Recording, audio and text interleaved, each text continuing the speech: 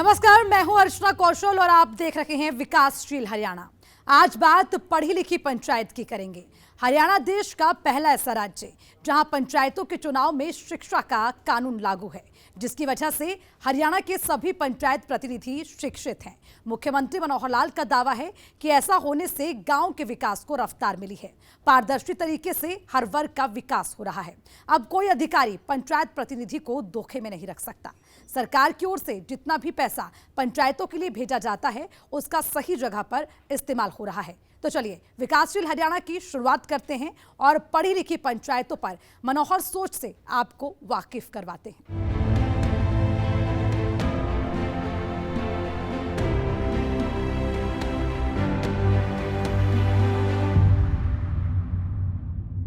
गांवों में चहुमुखी विकास के लिए साल 2015 में मुख्यमंत्री मनोहर लाल ने पंचायती राज कानून संशोधन विधेयक को विधानसभा से पारित कराया। इसके पीछे सरकार की दलील ये थी कि अगर पंचायत प्रतिनिधि पढ़े लिखे होंगे तो सरकारी योजनाओं को ग्रामीणों तक पहुंचाने में आसानी होगी। हालांकि इस फैसले का कुछ जगहों पर विरोध भी देखने को मिला, लेकिन आखिरी जीत मनोहर सोच को मिली। इसमें कोई शक नहीं कि शहरों में बहने वाली विकास की बयार पंचायतों से होकर गुजरती है। बावजूद इसके साल 2014 से पहले पंचायतों की बदहाली किसी से छिपी नहीं थी। ग्रामीणों की हमेशा से ये शिकायत होती थी कि चुनाव के समय लोग लुभावने वादे कर वोट तो ले लिए जाते हैं, लेकिन चुनाव के बाद हमारी सुध लेने वाला कोई नहीं होता। सरकार की ओर से आने वाला पैसा कहाँ और किस रूप में खर्च हो रहा है किसी को पता तक नहीं होता था, जिसकी वजह से गांव अपनी बदहाली पर आंसू बहाने को मजबूर था। ग्रामीणों की जिंदगी मूलभूत सुविधाओं को तरस गई थी।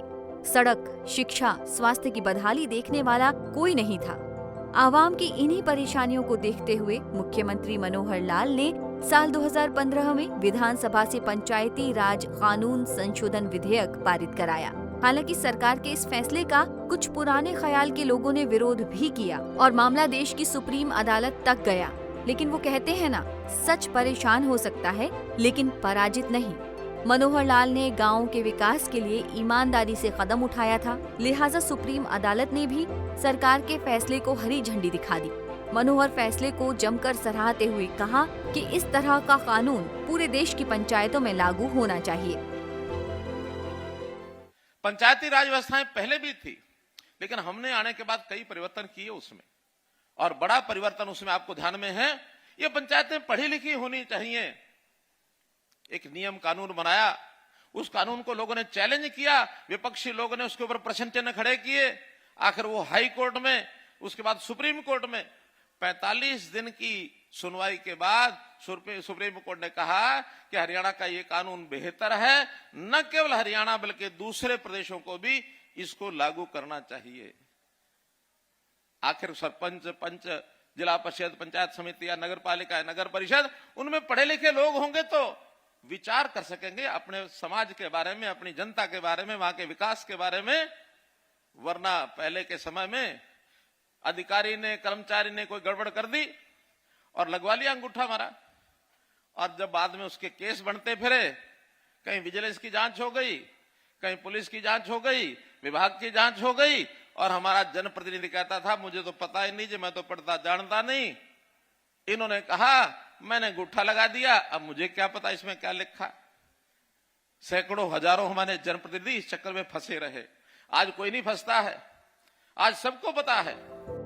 आपको बता दें कि पंचायती राज कानून संशोधन विधेयक 2015 के लागू होने से पंचायत चुनाव में सामान्य वर्ग के उम्मीदवारों के लिए मैट्रिक पास होना अनिवार्य हो गया, जबकि महिला उम्मीदवार 8वीं पास होनी चाहिए। तो वहीं पिछड़ा वर्ग के लिए 5वीं पास की शर्त रखी गई। इतना ही नहीं, शैक्षणिक योग्यता के अलावा कुछ और शर्तें भी रखी गई हैं, जिसमें उम्मीदवार कोर्ट में दोषी करार न दिया गया हो, उम्मीदवार के घर शौचालय होना अनिवार्य कर दिया है, उम्मीदवार सहकारी समितियों, सहकारी बैंकों और कृषि ग्रामीण बैंक का कर्जदार न हो, उम्मीदवार पर बिजली का कोई बिल बकाया न हो। सरकार के इस फैसले का मकसद गांवों को एक साफ सुथरी छवि और पढ़ी लिखी सरकार देना है, जिसका अब असर देखने को मिल रहा है। पंचायती चुनावों में बड़ी संख्या में युवाओं की भागीदारी बढ़ी है, खासकर महिलाओं की।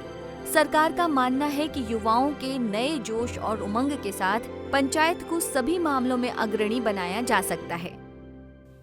हमारी पंचायतें किस प्रकार से अपना काम अपने आप करें, क्योंकि एक पंचायती राज का थर्ड टियर सिस्टम जिसको कहते हैं, एक तीसरी प्रकार की सरकार है। पहली सेंट्रल की केंद्र सरकार, दूसरी प्रदेश की सरकार और तीसरी हमारी जो स्थानीय निकाय की सरकारें हैं, पंचायतें, जिला परिषद, पंचायत समितियां, ये फुल फ्लेज्ड अपने आप में एक प्रकार से पूरी अधिकार रखने वाली सरकार। पिछली सरकारों ने अधिकार नहीं दिए इन पंचायतों को। हमने आने के बाद सरकारों को पंचायतें दी, सरकार पंचायतों को अधिकार दिए, इंटर डिस्ट्रिक्ट काउंसिल बनाई और कहा कि आपके अधिकार सुरक्षित, जो पैसा आपका है वो आपके पास जाएगा, जैसा चाहो खर्च करो, जैसा चाहो खर्च करो। और उसमें निश्चित किसी को 20 लाख छोटा गांव है, बड़ा लाख गांव है, 30 लाख, 40 लाख, 50 लाख, 1 करोड़, 2 करोड़, 3 करोड़, बड़े बड़े गांव भी हैं 30-30, 40-40 हजार की आबादी के हैं। 30-40 हजार की अगर आबादी होगी उसको 7-8 करोड़ रुपया भी मिलता है। तो ये गांव अपने आप अपना प्रस्ताव पारित करें और अपने काम अपने आप कराएं। क्या कराना क्या नहीं कराना ये कराएं। पारदर्शिता लाने के लिए एक डिमांड थी सब तरफ से, बल्कि केंद्र सरकार की ओर से निर्देश था कि केंद्र सरकार पैसा तभी भेजेगी जब पारदर्शी तरीके से काम होगा। ये आने वाली शिकायतें नहीं आनी चाहिए, तो हमने उसमें पारदर्शिता का पैमाना लागू किया। आज खुश है जनता, सब खुश है। हम 21वीं सदी में जी रहे हैं। हर दिन विश्व गुरु बनने के सपने के साथ सोते हैं। आए दिन प्रदेश के मुखिया मनोहर लाल डिजिटल इंडिया को बढ़ावा देने की बात करते हैं। ऐसे में केंद्र या प्रदेश सरकार की नीतियों को प्रभावी तरीके से लागू करने के लिए ये बेहद जरूरी था कि पंचायतों की अगुवाई की जिम्मेदारी पढ़े लिखे सरपंचों के हाथ में हो। यहाँ हम इस बात से इनकार नहीं कर सकते कि पहले के सरपंच दूसरे पढ़े लिखे लोगों पर ज्यादा आश्रित होते थे, जिस कारण किसी भी काम की गोपनीयता पर असर पड़ता था। काम होने और काम करने के बीच खाई बढ़ती चली जाती थी, जिसका सीधा असर ग्रामीणों के जीवन स्तर पर पड़ता था। प्रदेश के मुखिया सीएम मनोहर लाल ने प्रदेश के विकास में पंचायतों की भूमिका को देखते हुए 26 जनवरी 2018 को 7 स्टार इंद्रधनुष योजना शुरू की, जिसका मकसद उन ग्राम पंचायतों को सम्मानित करना है जो अपने पंचायत के चहुमुखी विकास में जुटी हैं। इसकी ग्रेडिंग और रैंकिंग के जरिए उन्हें सम्मानित किया जा रहा है। आपको बता दें कि ये ग्रेडिंग 7 पैरामीटर्स के आधार पर करवाई जाती है, जिसमें बेटियों की लिंगानुपात में सुधार, पंचायत का हर बच्चा स्कूल में होना चाहिए, स्वच्छता के क्षेत्र में पंचायत में बेहतर काम होना चाहिए, पंचायत में आपसी भाईचारा होना चाहिए, पर्यावरण बचाने के लिए पंचायत की ओर से काम किया गया हो, पंचायतों में सुशासन होना अनिवार्य है, पंचायतों के विकास में सामाजिक भागीदारी को भी अहम माना गया है। ये वो 7 पैरामीटर हैं जिन पर खरे उतरकर प्रदेश की कोई भी पंचायत इनाम की हकदार हो सकती है। मुख्यमंत्री मनोहर लाल का साफ कहना है कि सरकार के पास गांवों के विकास के लिए पैसे की कोई कमी नहीं है, लेकिन विकास के काम ठीक ढंग से हो रहे हैं या नहीं, ये देखना ग्रामीणों का भी काम है। ब्यूरो रिपोर्ट, सूर्या समाचार। मुख्यमंत्री मनोहर लाल का दावा है कि उनकी सरकार ने पिछले 8 सालों में गांव, गरीब और किसानों के लिए कई सराहनीय कदम उठाए, जिसका ग्रामीणों के जीवन पर अच्छा प्रभाव पड़ रहा है। गरीबों को रोजगार कैसे उपलब्ध हो, किसी बीमारी के समय उसे बेहतर स्वास्थ्य सुविधा कैसे मिले, गरीबों के बच्चों को अच्छी शिक्षा कैसे दी जाए, किसानों को बाढ़ बारिश के प्रकोप से राहत कैसे दिलाई जाए, इन सभी बातों की चिंता आज हरियाणा सरकार कर रही है। मुख्यमंत्री मनोहर लाल का फोकस गरीबों की जिंदगी बेहतर करने पर है, जिसके लिए कई जरूरी कदम उठाए गए हैं। परिवार पहचान पत्र योजना इन्हीं में से एक है। मुख्यमंत्री मनोहर लाल ने साफ कहा कि हमारे पास इस बात की पहले से कोई पुख्ता जानकारी नहीं थी कि प्रदेश की आबादी कितनी है, इसमें कितने गरीब और कितने अमीर हैं, गरीबों के कितने बच्चे स्कूल जा रहे हैं, गरीब परिवारों को स्वास्थ्य सुविधा मिल रही है कि नहीं। लेकिन अब परिवार पहचान पत्र के जरिए सरकार के पास पूरा आंकड़ा है और इसी आधार पर गरीबों को सरकारी मदद पहुंचाने का काम जारी है। हर दिन की पॉपुलेशन जो पहले कभी 10 साल बाद पता लगती थी कि हमारी पॉपुलेशन क्या है, गांव की, शहर की, जिले की, प्रदेश की, 10 साल के अंदर फिर आगे अगले 10 साल अनुमान लगाते रहते थे। अब हर दिन का पता लगता है कि आज हमारे प्रदेश के अंदर कितने बच्चों ने जन्म लिया, और साथ ही अभी एक चक्र है जीवन का, लोगों की मृत्यु होती है, तो मृत्यु होने के बाद उसका नाम उसमें से कटता है। अपने आप पता लग जाता है कि आज प्रदेश में कितने लोग परिवार पहचान पत्र में से काट दिए गए हैं, कितने ऐसे बाहर से प्रदेशों से आकर के यहां स्थायी रूप से रहने लग गए हैं। 5 साल जिनको हो गए उनका खाता अलग, 5 साल से कम जो है उनका खाता अलग। आज कितने बच्चे 6 साल से लेकर 18 साल तक स्कूल में जाते हैं, कितने सरकारी में, कितने प्राइवेट में, और कितने बच्चे ऐसे जो सरकारी प्राइवेट में नहीं जाते, परिवारों में नाम दर्ज है।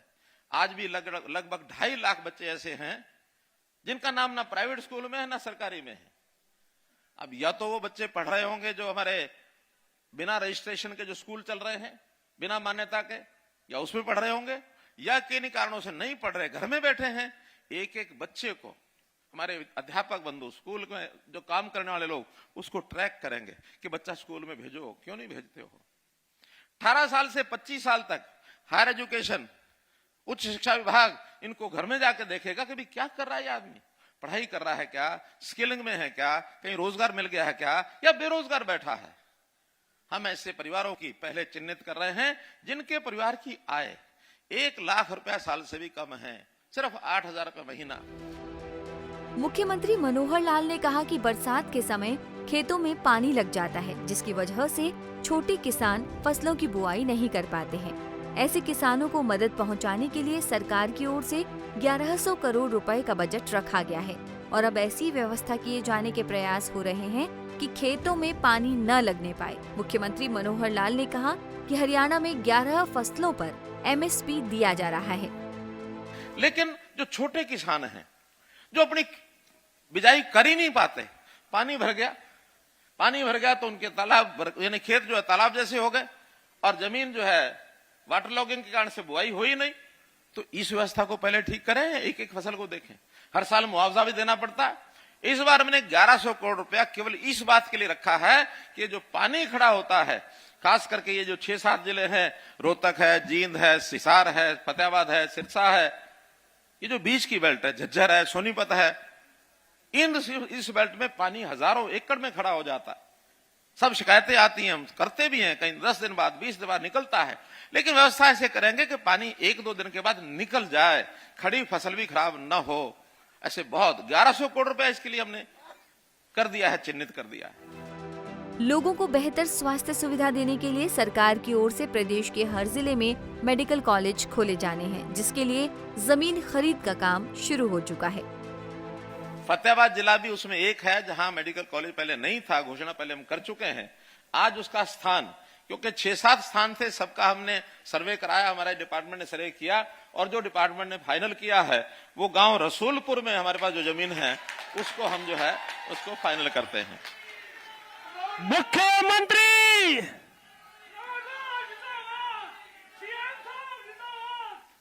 ऐसे ही टोहाना का जो गवर्नमेंट कॉलेज है हमारा, वो संख्या के हिसाब से बहुत छोटा पड़ता है। मैं पहले भी उसकी अनाउंसमेंट कर चुका हूं कि उसको बाहर कहीं बनाया जाए। मैं फिर आज दोहरा रहा हूं कि उसके लिए जमीन 15 एकड़ 20 एकड़ अगर आसपास कहीं टोहाना के आप दिलवा सकें तो जैसा ही जमीन फाइनल करेंगे वैसा ही उसका निर्माण कार्य ये शुरू हो जाएगा। प्रदेश के मुखिया मनोहर लाल हर मंच से ये दावे करते नहीं थक रहे हैं कि उनके 8 साल का शासन पिछली सभी सरकारों पर भारी है। हर दिन कोई न कोई बड़ी सौगात आवाम को मिल रही है और बिना किसी भेदभाव के समान रूप से प्रदेश का विकास हो रहा है। ब्यूरो रिपोर्ट, सूर्या समाचार। तो आपने देखा कि कैसे मनोहर राज में बिना किसी भेदभाव के सभी वर्गों के हित में कदम उठाए जा रहे हैं। मुख्यमंत्री मनोहर लाल का मानना है कि जब पंचायतें पढ़ी लिखी होंगी, लोगों को रोजगार, बेहतर स्वास्थ्य और शिक्षा मिलेगी, किसानों की परेशानी दूर होगी, तो प्रदेश तरक्की की दोगुनी रफ्तार से आगे बढ़ेगा। हमारे साथ विकासशील हरियाणा में फिलहाल के लिए इतना ही। मुझे दीजिए इजाजत। नमस्कार।